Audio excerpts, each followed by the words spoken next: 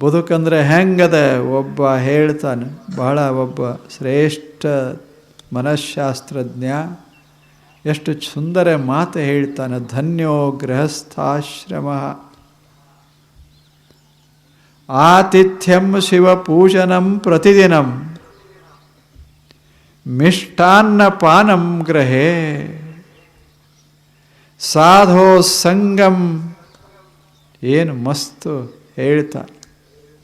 ಉಪಾಸತೆ ಚ ಸತತಂ ಧನ್ಯೋ ಗೃಹಸ್ಥಾಶ್ರಮ. ಮನೆ ಕಟ್ಟಿ ಬದುಕನ್ನು, ಕ್ರಿಯಾಶೀಲ ಬದುಕನ್ನು ನಡೆಸುವ ಮನಸ್ಸ ಇತ್ತು ಅಂದರೆ ಈ 4 ಕೆಲಸಗಳಾಗಬೇಕಾಗ್ತದೆ. ಸಮೃದ್ಧ ಮನೆ ಇರಬೇಕು. ಮನೆ ಮಾಡಿದ ಬಳಿಕ ಸಮೃದ್ಧಿ ಇರಬೇಕು. 4 ಸಂಗತಿಗಳ ಹೇಳ್ತಾನೆ. ಆತಿಥ್ಯಂ ಶಿವಪೂಜನಂ ದೇವಪೂಜನಂ ಸತತಂ ಅಥವಾ ಪ್ರತಿದಿನಂ ಮಿಷ್ಟಾನ್ನಪಾನಂ ಗೃಹೇ ಸಾಧೋ ಸಂಗಮುಪಾಸತೆ ಚ ಸತತಂ ಧನ್ಯೋ ಗೃಹಸ್ಥಾಶ್ರಮ. ಮಾಡಬೇಕು, ಮನೆ ಮಾಡಬೇಕು. ಅಲ್ಲೇ ದುಡಿಯೋದಕ್ಕಾಗಿ ನಾವು ಬಾಳಬೇಕು. ಆದರೆ ಮನೆ ಹೆಂಗಿರಬೇಕು ಅಂದರೆ ಶ್ರೀಮಂತ ಆಗಿರಬೇಕು, ಬಡವಾಗಿರಬಾರದು ಮನೆ. ಎಷ್ಟು ಚಂದ ಹೇಳ್ತಾನೆ. 4 ಕೆಲಸ ನಡಿಬೇಕಲ್ಲಿ, ಅವಾಗದು ಸುಂದರ. ಮನೆಯಲ್ಲಿ ಅನ್ನ ಇರಬೇಕು, ಅನ್ನಕ್ಕೆ ಕೊರತೆ ಇರಬಾರದು. ಮನೆಯಲ್ಲಿ ನೀರ ಇರಬೇಕು, ನೀರಿಗೆ ಕೊರತೆ ಇರಬಾರದು. ಮಿಷ್ಟಾನ್ನ ಪಾನಂ ಗೃಹೇ. ಅನ್ನದಂಥ ವಸ್ತು ಯಾವುದು? ನೀರಿನಂಥ ಸಂಪತ್ತಿ ಯಾವುದು? ಅನ್ನ ನೀರುಗಳೇ ಸಂಪತ್ತ, ಬೆಳ್ಳಿ ಬಂಗಾರ ಅಲ್ಲ. ಇದನ್ನು ಅರ್ಥ ಮಾಡಿಕೊಂಡಿರುವ ಮನೆ ಅದು ಸ್ವರ್ಗವಾಗ್ತದೆ. ಭೂಮಂಡಲದಲ್ಲಿ ಎಲ್ಲಾದರೂ ಸ್ವರ್ಗ ಇದ್ದರೆ, ಒಬ್ಬ ಕವಿ ಎಷ್ಟು ಚಂದ ಹೇಳ್ತಾನೆ, heaven it is not there in the sky, it is there in your home if there is a love in your heart. ಸ್ವರ್ಗ ಅಲ್ಲೆಲ್ಲ, ಸ್ವರ್ಗ ನಿನ್ನ ಮನೆಯೊಳಗೆ. ಆದರೆ ಮನೆಯೊಳಗಿರುವವರ ಮನಸ್ಸಿನಲ್ಲಿ ಪ್ರೇಮವಿದ್ದರೆ, ಸಂಪತ್ತಲ್ಲ, ನಿಜವಾದ ಸಂಪತ್ತ ಇರೋದು ಅನ್ನ, ನಿಜವಾದ ಸಂಪತ್ತ ಇರೋದು ನೀರ. ಯಾವ ಮನೆಯಲ್ಲಿ ಮಿಷ್ಟಾನ್ನ ಪಾನಂ ಗೃಹೇ, ತುತ್ತು ಅನ್ನದ, ಆ ಮನೆಯಂಥ ಶ್ರೀಮಂತ ಮನೆ ಯಾವುದಿಲ್ಲ. ಅದು ಶ್ರೀಮಂತ. ಇಂಥ ಅನ್ನ ಮತ್ತು ನೀರ, ಇವು 2 ರೂಪದಲ್ಲಿ ಭಗವಂತ ನಮಗೆ ಗೋಚರ ಆಗ್ತಾನ, ಅಭಿವ್ಯಕ್ತನಾಗ್ತಾನ ಅಂತ ಹೇಳಿದರು. In the form of food and water God is there for us to enjoy. ಅನ್ನ ನೀರಿನ ರೂಪದೊಳಗೆ ದೇವರಿದಾನ, ಅನುಭವಿಸು ಮನುಷ್ಯನೇ.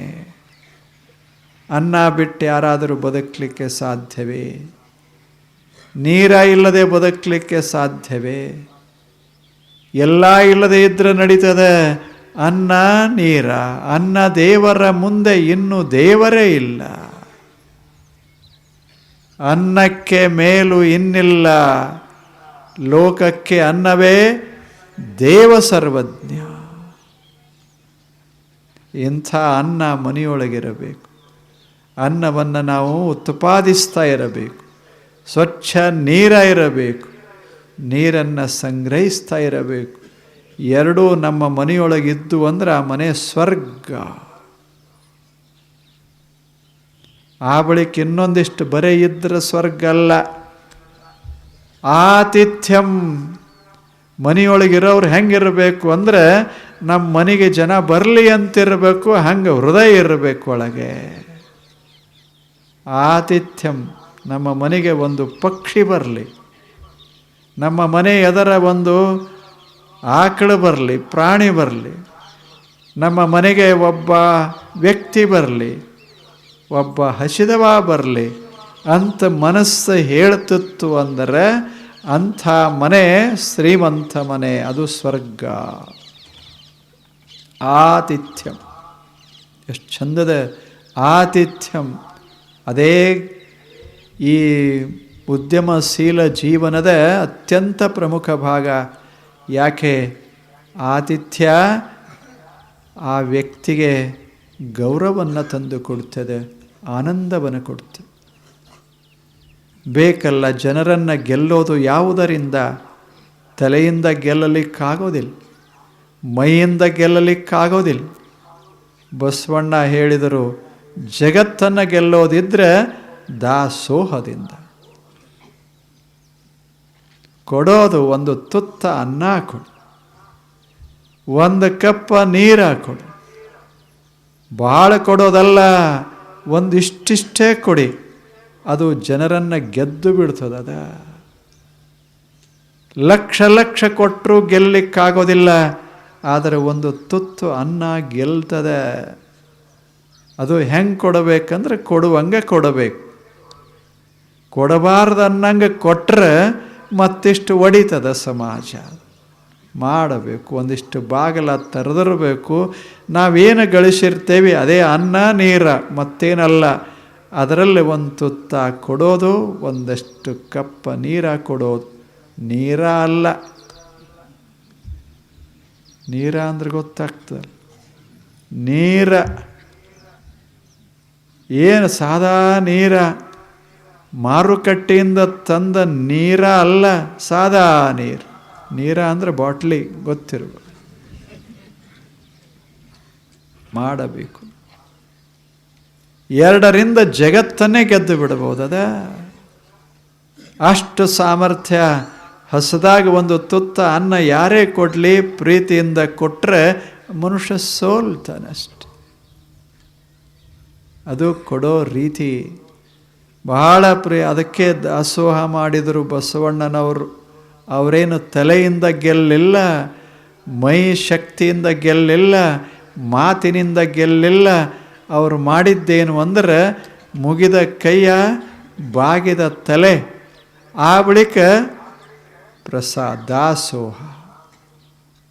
ಬಂದವ್ರನ್ನೆಲ್ಲ ಕರೆದು ಒಂದು ತುತ್ತ ತಾವು ಅನ್ನ ಉಣಬೇಕು ಅಂತ ಕೊಟ್ರಷ್ಟೆ.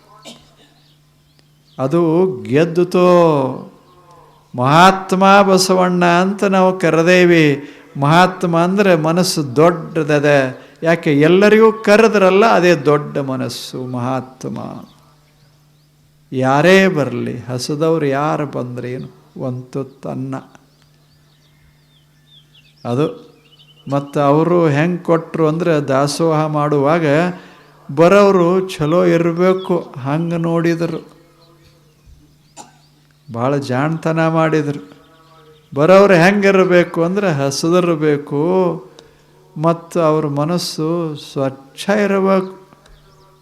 ಹಂಗೆ ಯಾರೇ ಬರಲಿ ಅವರು ನನ್ನ ಅತಿಥಿಗಳು ಅಂದರು. ಅವರೇ ಜಂಗಮ. ಅಷ್ಟು ಸ್ವಚ್ಛ ಮನಸ್ಸಿನಿಂದ ನೀಡಿದರು, ಜನತೆಯನ್ನು ಗೆದ್ದರು. ದಾಸೋಹ ಎಷ್ಟು ಅದ್ಭುತವಾದದ್ದು ಅದು. ನಾವು ಯಾರನ್ನಾದರೂ ಗೆಲ್ಲಬೇಕಾಗಿತ್ತು ಅಂದರೆ ಏನಿಲ್ಲ, ಚೆನ್ನಾಗಿ ಉಣಿಸೋದು, ತಿನ್ನಿಸೋದು, ಇಷ್ಟು ಬಿಟ್ಟರೆ ಯಾವುದರಿಂದ ಗೆಲ್ಲಲಿಕ್ಕಾಗೋದಿಲ್ಲ. ಈಗ ಆಗೋದಿಲ್ಲೇನು? ದೊಡ್ಡದೊಂದು ಮನೆ ಕಟ್ತೇವೆ, ಶಾಂತಿ ಅಂತ ಮಾಡ್ತೇವೆ, ಪ್ರವೇಶ ಮಾಡ್ತೇವೆ, ನಿಮ್ಮನ್ನೆಲ್ಲ ಕರೀತಾರೆ, ಮನೆಗೆ ಹೋಗ್ತೀರಿ, ಏನೂ ಕೊಡದೆ ಹಂಗೆ ಕಳಿಸಿದ್ರೆ ಊಟ ಕೊಡಲಿಲ್ಲ. ಮನೆ ಉದ್ಘಾಟನಾ, ನಿಮ್ಮನ್ನು ಕರೆದಾರ, ನಿಮ್ಮ ಕೂಡ ಮಾತಾಡಿ ಹಂಗೆ ಕಳಿಸಿದ್ರಂತ ಇಟ್ಟುಕೊಳ್ಳಿ, ಅವ್ರು ಗೆಲ್ಲಲಿಕ್ಕಾಗೋದಿಲ್ಲ. ಹೊರಗೆ ಹೋಗಿ ಕೇಳ್ತಾರೆ, ಯಾರ ಮನೆಗೆ ಹೋಗಿದ್ರಿ, ಎಲ್ಲಿ ಹೋಗಿದ್ರಿ ಅಂತ. ಏನು ಮನೆ ಹಿಂಗೆ ಏನಿಲ್ಲ, ಖಾಲೆ. ಮನೆಯೆಲ್ಲ ದ್ವಾಡ್ದದ, ಒಂದು ತುತ್ತು ಅನ್ನಿಲ್ಲ ಮನ್ಯಾಗ. ಇಷ್ಟು ಜನ ಹೋದರೂ ಸಹಿತ ಒಂದು ಕಪ್ ನೀರು ಕೊಡಲಿಲ್ಲ. ಬಾ ಅಂತ ಕರೆದ, ಕುಂಡ್ರಿಸಿದ, ಹೋಗ್ರಿ ಅಂದ ಅಷ್ಟೇ, ಇನ್ಯಾವುದಿಲ್ಲ. ಅದೇನು ಮನಿ ಅಂತಾರೇನು ಅಂದರು. ಒಂದು ಗುಡಿಸ್ಲ ಇರಲಿ, ಕರೆದು ಒಂದಿಷ್ಟು ಕೂತು ಒಂದಿಷ್ಟು ಹಣ್ಣು ಕೊಡಿ, ಆ ಮನುಷ್ಯ ಹಿಂಗಿರಬೇಕು ಮನೆ. ಅದು ಮನೆ. ಗುಡಿಸಲು ಮಹತ್ವದ್ದಲ್ಲ, ಅರಮನೆ ಮಹತ್ವದ್ದಲ್ಲ. ಮನೆಯೊಳಗಿರುವ ಆಹಾರ, ಮನೆಯೊಳಗಿರುವ ಮನಸ್ಸು, ಎರಡು ಬಹಳ ಮಹತ್ವದವು. Houses are built with bricks and stones, but homes are not. They are built with loving hearts. ಎಷ್ಟು ಚಂದ ಮಾತು ಹೇಳ್ತು, ಬಹಳ ಪ್ರಸಿದ್ಧ ಮಾತು ಇದು.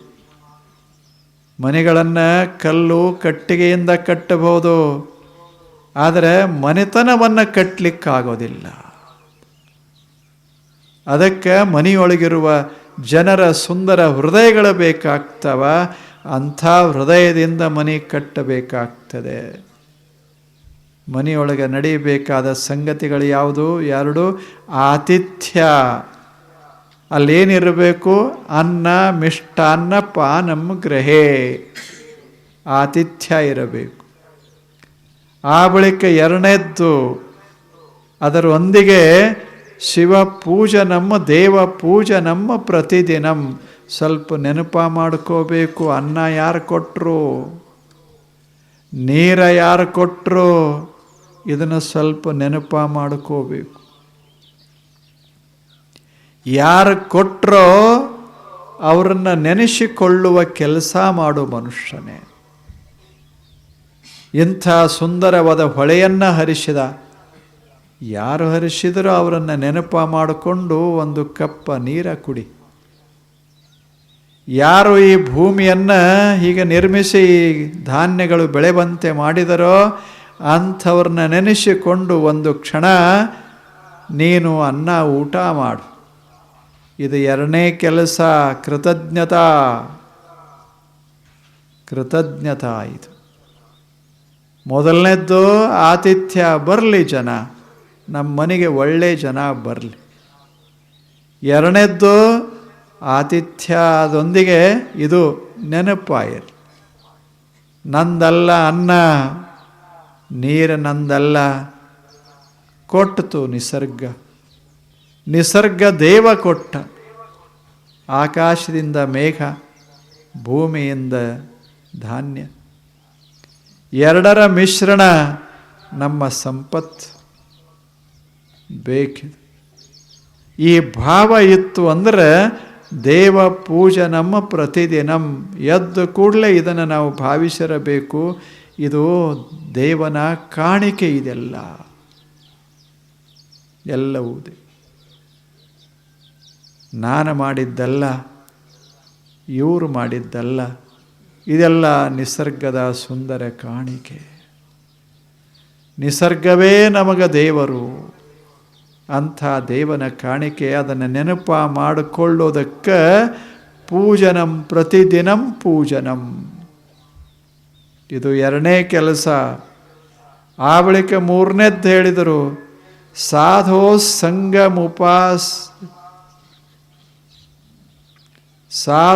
ಸಂಗಮುಪಾಸಿ ಸತತಂ. ಒಳ್ಳೆಯವರ ಸಂಗನೂ ಒಂದಿಷ್ಟಿರಬೇಕು. ಮನೆಯೊಳಗೆ ಅನ್ನ ನೀರ, ಆತಿಥ್ಯ ಮಾಡುವ ಮನಸ್ಸ, ಕೃತಜ್ಞತಾ ಭಾವ, ಆ ಬಳಿಕ ಒಳ್ಳೆಯವರ ಸಂಗ. ಇಷ್ಟ ಇತ್ತು ಅಂದರೆ ಧನ್ಯೋ ಗೃಹಸ್ಥಾಶ್ರಮ. ಆವಾಗ ಗೃಹಸ್ಥಾಶ್ರಮ ಧನ್ಯವಾಗ್ತದೆ. ಅಂಥವನನ್ನು ನಾವು ಕೊಂಡಾಡಬೇಕು. ಇವೆಷ್ಟು ಆತಿಥ್ಯ, ಪೂಜೆ, ಮಿಷ್ಟಾನ್ನ ಪಾನ ಮತ್ತು ಸಾಧೋ ಸಂಘ, 5 ಸಂಗತಿಗಳಿವೆ. ಇವು ಇತ್ತು ಅಂದರೆ ನಮ್ಮ ಜೀವನ ಬಹಳ ಅದ್ಭುತವಾಗ್ತದೆ. ಆವಾಗ ಒಂದು ದೇಶ ಸ್ವರ್ಗವಾಗ್ತದೆ. ನಮ್ಮ ಮನೆಗಳು ಸಂತೋಷದ ನಿಲಯಗಳಾಗ್ತವ.